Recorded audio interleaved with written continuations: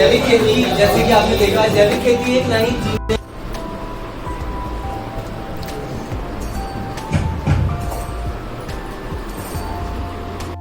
ओ भाई साहब, अरे भाई साहब आप यहाँ कहाँ से?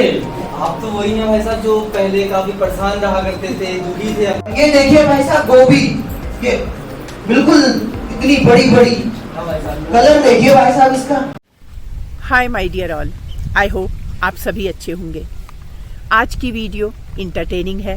आप देखेंगे कि किस तरह से ग्राफिक एरा हिल यूनिवर्सिटी भीमताल कैंपस के स्टूडेंट्स ने जैविक खेती के संदेश को एक नाटक के माध्यम से किसानों तक पहुंचाने की कोशिश की है।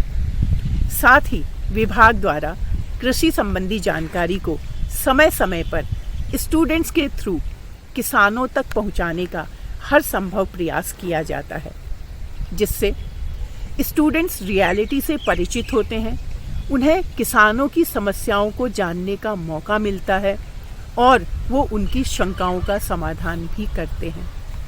इस तरह से एक स्टूडेंट अपनी नॉलेज को क्रिटिकली एनालाइज कर पाता है। हाल ही में यूनिवर्सिटी ने किसान गोष्ठी का आयोजन किया, जिसमें किसानों को देश के जाने माने कृषि वैज्ञानिक डॉक्टर SPS बेनीवाल, प्रगतिशील किसान श्री आनंद मणि भट्ट और साथ ही नैनीताल डिस्ट्रिक्ट के एग्रीकल्चर डिपार्टमेंट के ऑफिशियल्स को सुनने का मौका मिला। अगर आपने वीडियो नहीं देखी है तो उसका लिंक आपको डिस्क्रिप्शन में मिल जाएगा। शिक्षा का उद्देश्य अर्जित ज्ञान का प्रचार प्रसार कर समाज में परिवर्तन लाना है। ग्राफिक एरा हिल यूनिवर्सिटी भीमताल कैंपस इसका एक जीता जागता उदाहरण है। आइए मैं आप सभी को एक नाटक की तरफ ले चलती हूँ, जो आप लोगों को जैविक खेती की अपनाने के को प्रेरित करेगा। इस जैविक खेती नाटक के लिए मैं इस मंच पर आमंत्रित करना चाहूंगी सौरभ, गौरव, शीतल और मेनू। प्लीज आप मंच पर आइए और अपने नाटक को यहाँ पे प्रस्तुत कीजिए। भाई साहब, भाई साहब, ओ भाई साहब, ये पदमपुरी गांव का रास्ता किधर से है? पदमपुरी गांव का रास्ता आगे जाके जाएंगे। आगे से दाएं। ठीक है भाई साहब, धन्यवाद।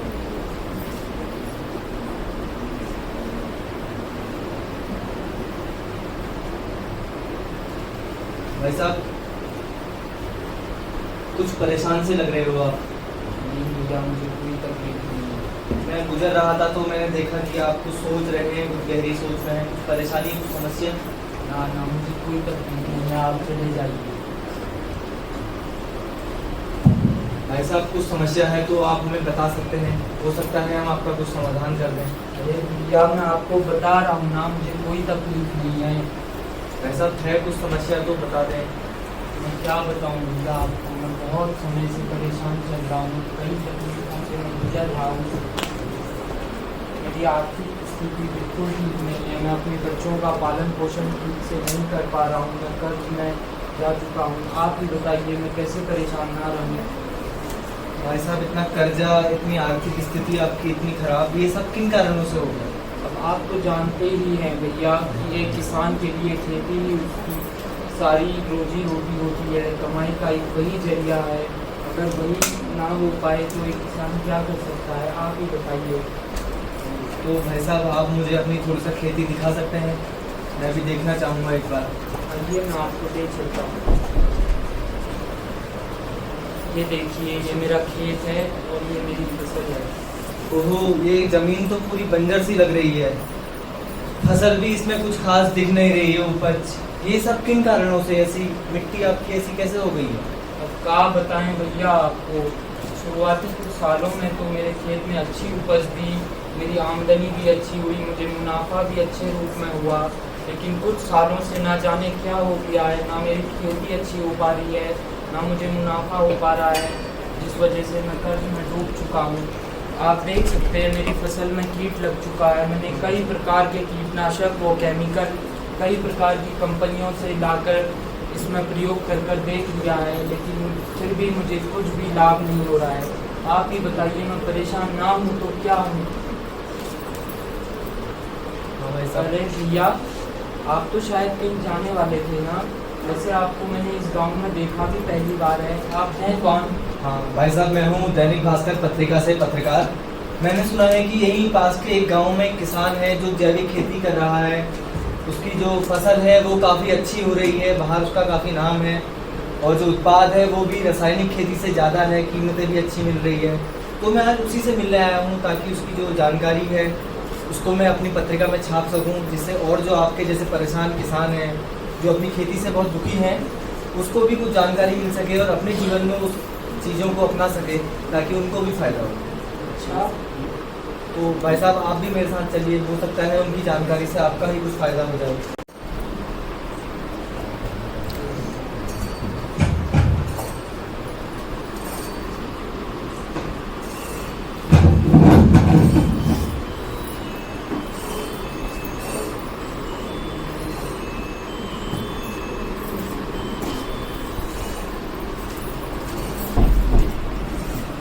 भाई साहब।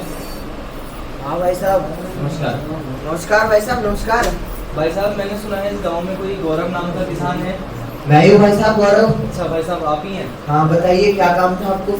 भाई साहब, मैं हूँ दैनिक भास्कर पत्रिका से पत्रकार। अच्छा। मैंने आपके बारे में काफ़ी सुना है, आपकी जैविक खेती के बारे में काफ़ी अरे सुना भाई है। साहब, तो सुनो, आप काफ़ी अच्छा फसल ले रहे हैं जैविक खेती से और आपकी जो आमदनी है वो भी अच्छी है। तो आप थोड़ी हमें अपने बारे में कुछ बताना चाहेंगे? देखिए भाई साहब, कुछ समय पहले तक तो हमारी भी फसल उतनी अच्छी नहीं हो रही थी। भूमि जो थी वो बंजर होते जा रही थी, आर्थिक स्थिति मेरी धीरे धीरे कमजोर होते जा रही थी। तो फिर उसके बाद मैंने कुछ रसायनों का उपयोग करा जिससे मेरी फसल अच्छी हुई, परिणाम बहुत अच्छे दिखे। तो भाई साहब, जब आपको रासायनिक खेती से ही इतना अच्छा परिणाम मिल रहा था, आपका उत्पाद अच्छा था, आपकी आर्थिक स्थिति भी बढ़िया थी, तो अचानक से रासायनिक खेती से जैविक खेती में आपका मन कैसे परिवर्तन हो गया? ये सब कैसे? देखिए, शुरुआती दौर में तो बहुत अच्छा परिणाम मिला, फसल बहुत अच्छी हुई, हमारी जो लागत थी वो कम थी, उपज बहुत ज़्यादा थी। लेकिन लगातार उपयोग से क्या हुआ, भूमि बंजर पड़ गई, फसल हमारी बर्बाद होने लग गई, हमें उतने अच्छे परिणाम दिखे ही नहीं। फिर बताइए आप, हम क्यों रसायनों का उपयोग करते? तो भाई साहब, आपका कदम तो अच्छा है, मगर आपको जो विचार जैविक खेती का जो आपका विचार है, इतना अच्छा विचार है, एक पर्यावरण के लिए भी अच्छा है, कदम है, आपको इसके बारे में जानकारी कहाँ से मिली? थोड़ी इसके बारे में भी आप बताना चाहेंगे थोड़ी? गांव के बाहर कृषि विज्ञान केंद्र द्वारा आयोजित एक जैविक खेती का कार्यक्रम था जिसमें मुझे हिस्सा लेने का मौका मिला। देखिए, मैं वहां गया और मैंने देखा कि जैविक खेती जो है, जैविक खेती से फसलें अच्छी हो रही है रसायनों की तुलना में, फसल अच्छी है, हरी है, और जो जैविक खेती है वो फसल चक्र को बनाए रखती है, भूमि में नमी रखती है और सिंचाई की आवश्यकता कम पड़ती है, जिससे हमारा पर्यावरण और हम भी सुरक्षित रहते हैं। भाई साहब, तो भाई साहब, आप थोड़ी सा आपकी खेती तो अच्छी है, थोड़ी सा हम चाहेंगे कि आप अपने खेत हमें दिखा दें, अपनी फसलें हमें दिखा दें, ताकि हम देख के थोड़ी अंदाज लगा सकें। जरूर भाई साहब, मेरे साथ आइए, मैं दिखाता हूँ आपको। ये देखिए भाई साहब, गोभी, ये बिल्कुल इतनी बड़ी बड़ी, हाँ भाई साहब। कलर देखिए भाई साहब, इसका अलग है कि ना है?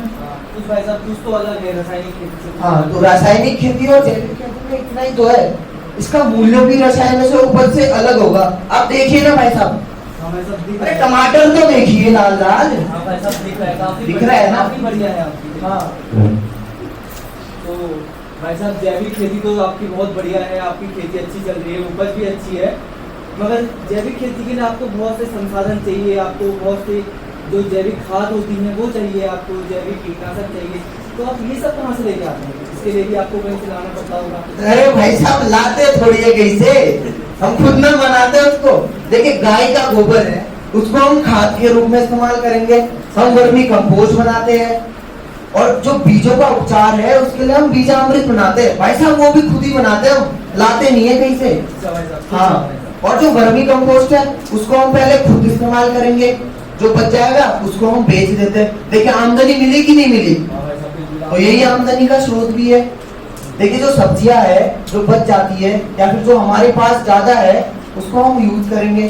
उसके बाद जो हमारे पास बची हुई है वो हम बाजारों में, सब्जी मंडियों में, होटलों में यहाँ बेच देते हैं। इससे भी हमें अच्छा मुनाफा होता है, आमदनी का स्रोत भी है।